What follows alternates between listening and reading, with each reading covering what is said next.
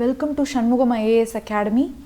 This is the Hindu News analysis for the date 12th of November 2021. Let's go into the analysis. The first article for the day is India seeks $1 trillion in climate finance to meet its target.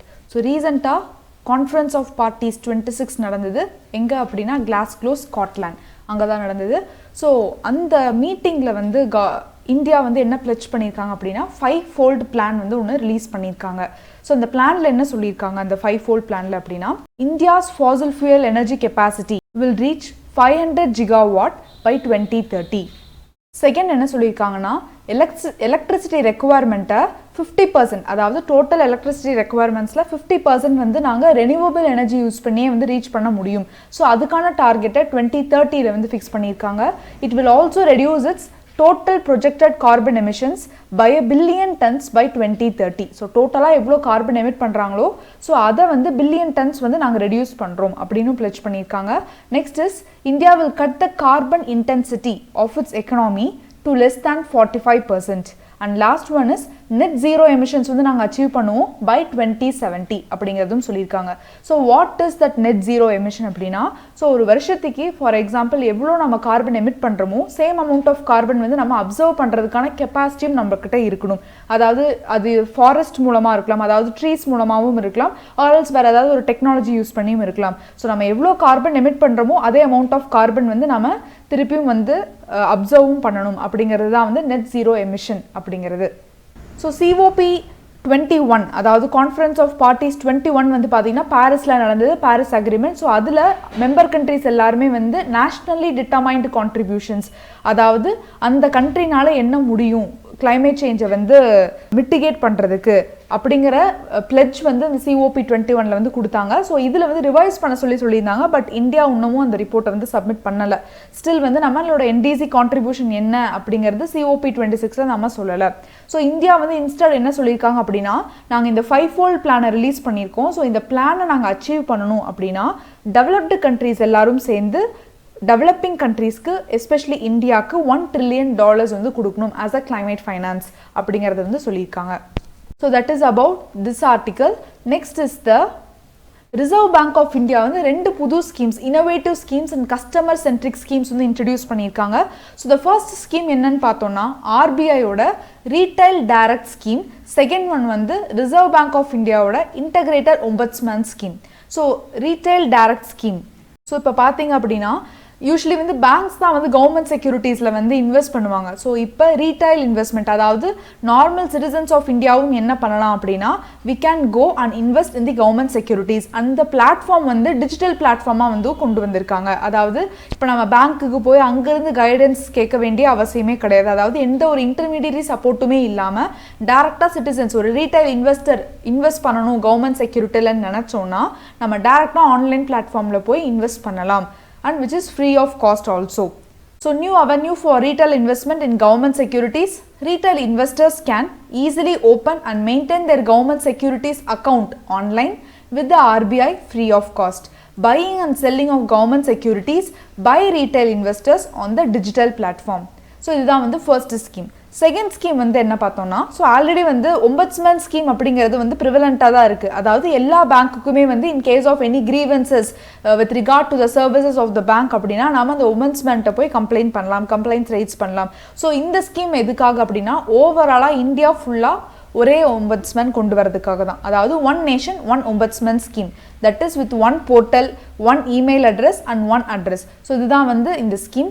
So single reference point for the customers to file complaints, submit documents, track status and provide feedback. அதாவது கஸ்டமர்ஸ்க்கு எந்த ஒரு கிரீவன்ஸாக இருந்தாலும் banking related ஆப்ரேஷனில் இந்த single பிளாட்ஃபார்மை மட்டும் நம்ம use பண்ணால் போதும். It is an integrated scheme for customer complaints against the RBI regulated entities.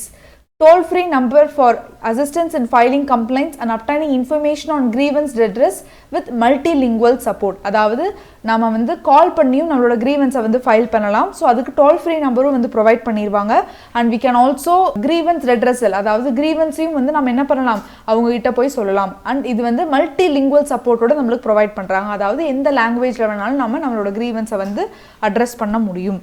So next article is about Nilgiri tahr.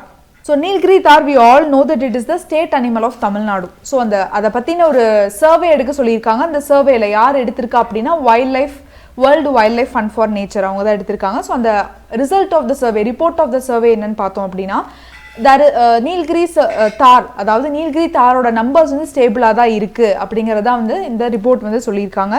So here we have to know about Nilgiri tahr. So it is also known as Nilgiri ibex அப்படின்னு சொல்லலாம். And it is IUCN ஓட endangered கேட்டகரியில் வந்து இது இருக்கு. And also schedule 1 of wildlife protection act 1972 வச்சிருக்காங்க. And adult males of Nilgiri tahr species develop a light grey area, அதாவது Nilgiri தார்லேயே males இருக்காங்க இல்லையா, அதுலேயே அடல்ட் மேல்ஸ் வந்து பார்த்தீங்கன்னா அதோட பேக்கில் வந்து பார்த்தீங்கன்னா there will be saddle shaped grey area மாதிரி இருக்கும்.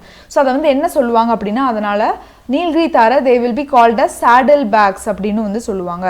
அண்ட் யூஸ்வலி இது எங்கே பார்க்க முடியும் அப்படின்னா ஒரு ஓப்பன் மவுண்டன் ஏரியாஸில் கிராஸ்லேண்ட்ஸ் இருக்கும் இல்லையா, ஸோ அந்த ரீஜனை நம்மளால் பார்க்க முடியும். யூஸ்வலி வந்து it is endemic to Nilgiris and the southern portion of the Western Ghats. So usually Tamil Nadu and Kerala இதை வந்து நம்ம பார்க்க முடியும். So next article is about 16 mosques to honor 1921 rebellion matters.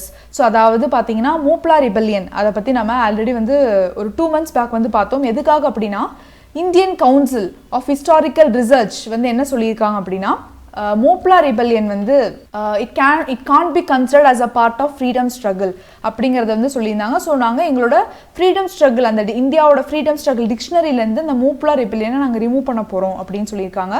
So அதுக்காக இந்த 1921 rebellion மேட்டரை வந்து honour பண்ணுறதுக்காக கேரளாவில் எர்ணாகுளம் ரீஜனில் வந்து மாஸ்க் அங்கே இருக்க மாஸ்கில் வந்து என்ன பண்ண போகிறாங்கன்னா இவங்களோட நேம்ஸ் வந்து நாங்கள் என்கிரேவ் பண்ண போகிறோம் அப்படிங்கிறது வந்து சொல்லியிருக்காங்க. And here we have to know about Moplah rebellion. So Moplah rebellion அப்படின்னு பார்த்தோம்னா 1921 தான் வந்து இது ஸ்டார்ட் ஆச்சு.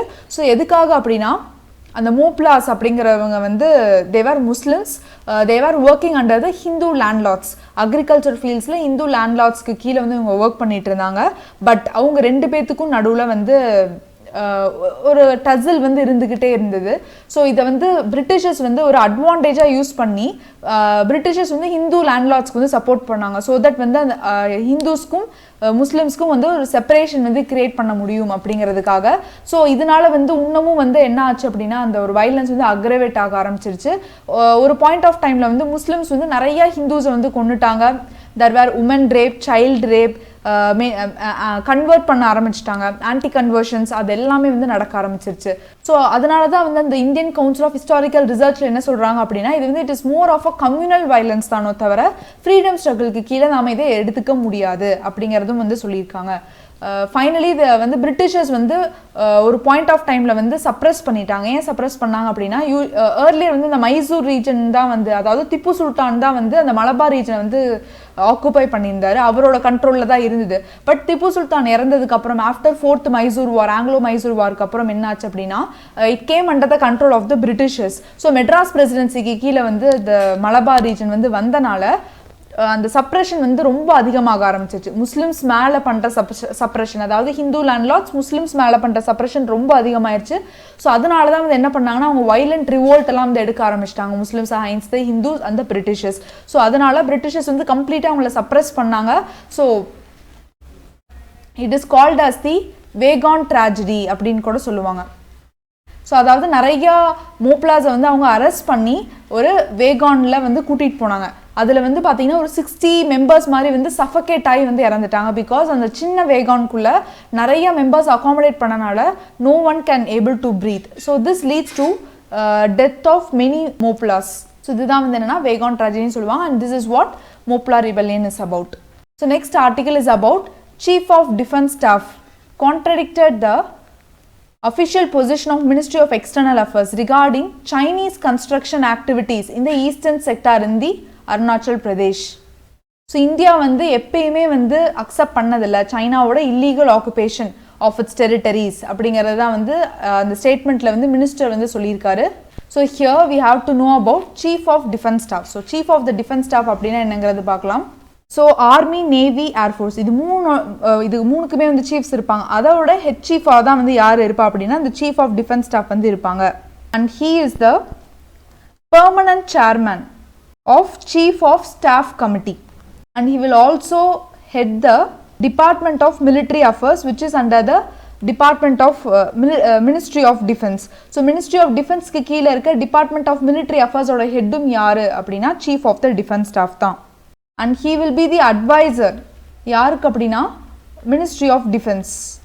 Defense Ministerக்கு advise பண்றதும் வந்து Chief of Defense Staff தான். And inter service அதாவது ஆர்மி நேவிக்கு நடுவுல ஏதாவது இந்த அந்த மாதிரியான inter service procurement இருந்தது அப்படினா அத எப்படி prioritize பண்ணனும் and அது எப்படி decision எடுக்கணும் அப்படிங்கறதும் வந்து இவர்தான் வந்து சொல்லுவாரு. So he will take decision over procurement between two services. So he will also perform advisory role in nuclear command authority. So இந்த functions எல்லாமே Chief of the Defense Staff வந்து பண்ணுவாரு. So next article is about Sikh pilgrim group to visit Gurudwaras in Pakistan next week. So usually வந்து பாத்தீங்கன்னா வந்து காரத்பூர் corridor வந்து இதுக்காக தான் வந்து கன்ஸ்ட்ரக்ட் பண்ணாங்க. அந்த Sikh pilgrims வந்து பாகிஸ்தான்ல இருக்க Sikh pilgrimage sites வந்து விசிட் பண்றதுக்காக தான் அந்த காரத்பூர் காரிடார் யூஸ் பண்ணாங்க. பட் few days away அதாவது இந்த இயர் ஸ்டார்டிங்ல இருந்தே வந்து பாகிஸ்தான் வந்து அத பெர்மிஷன் வந்து டினை பண்ணிட்டே இருக்காங்க. சோ இந்த டைம் வந்து they are going to use the Waha border. So ரெகுலரா Waha border ஏதா வந்து என்ன பண்ண போறாங்க இவங்க யூஸ் பண்ண போறாங்க.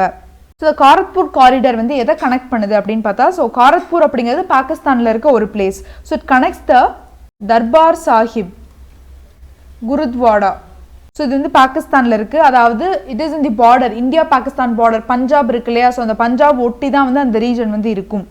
and அதையும் இது வந்து பாகிஸ்தான்ல இருக்கு.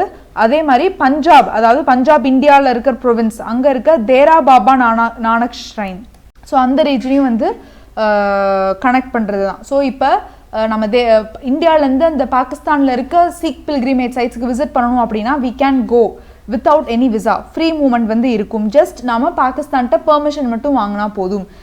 பட் இது எதுக்காக வந்து இத கமெமரேட் பண்ணாங்கன்னா Guru Nanak Dev founder of Sikhism அவரோட 550th birth anniversary கமெமரேட் பண்றதுக்காக தான் 2019ல வந்து இத ஸ்டார்ட் பண்ணாங்க. பட் இப்போ வந்து because of some tussles between India and Pakistan வந்து நம்மளோட என்ட்ரியை வந்து டினை பண்ணிட்டே இருக்காங்க through Kartarpur corridor. So the next article is about current account deficit வந்து இன்னமும் வந்து இன்க்ரீஸ் ஆகுது. ஸோ வைடன் ஆகிட்டே இருக்குது. இதுக்கான மெயின் ரீசன் வந்து க்ரூட் ஆயில் வந்து நம்ம அதிகமாக இம்போர்ட் பண்ணுறது தான் அப்படிங்கிறதும் வந்து சொல்லியிருக்காங்க. இந்த கரண்ட் அக்கௌண்ட் மெஷர்ஸ் எதை வந்து மெஷர் பண்ணும் அப்படின்னா எவ்வளோ கூட்ஸு சர்வீசஸ் இன்வெஸ்ட்மெண்ட்ஸ் வந்து இந்தியாவுக்குள்ளே வருது, அதே மாதிரி நாம் எவ்வளோ வந்து வெளிநாட்டில் இன்வெஸ்ட் பண்ணுறோம் இல்லை சர்வீஸ் கொடுக்குறோம் இல்லை கூட்ஸ் வந்து சப்ளை பண்ணுறோம் அதை வந்து மெஷர் பண்ணுறது தான் வந்து என்னென்னா கரண்ட் அக்கௌண்ட் டெபிசிட் அப்படின்னு சொல்லியிருப்பாங்க. யூஸ்வலி பேலன்ஸ் ஆஃப் பேமெண்ட்டில் இதுவும் one of the component. So balance of பேமெண்ட்டில் வந்து பார்த்தீங்கன்னா there will be current account and capital account. So balance of payment it is also one of the component. So எப்ப இந்த current account deficit அப்படிங்கிறது நடக்கும் அப்படின்னா எப்ப நம்ம கண்ட்ரில இம்போர்ட்ஸ் அதிகமாகி எக்ஸ்போர்ட்ஸ் வந்து கம்மியாகுதோ, அதாவது இந்தியாவிலேருந்து வெளிநாட்டுக்கு போகிற கூட்ஸ் வந்து கம்மியாகும், அதே மாதிரி வெளிநாட்டிலேருந்து இந்தியாவுக்கு வர கூட்ஸ் வந்து ரொம்ப அதிகமாகிறதா வந்து என்னன்னா கரண்ட் அக்கௌண்ட் டெபிசிட் அப்படின்னு சொல்லுவாங்க. ஸோ இந்த கரண்ட் அக்கௌண்ட் டெபிசிட் இன்னமும் வைடன் ஆகிட்டே போகுது. எதுக்கான அதுக்கான ரீசனும் வந்து சொல்லியிருக்காங்க. It is because of the crude oil.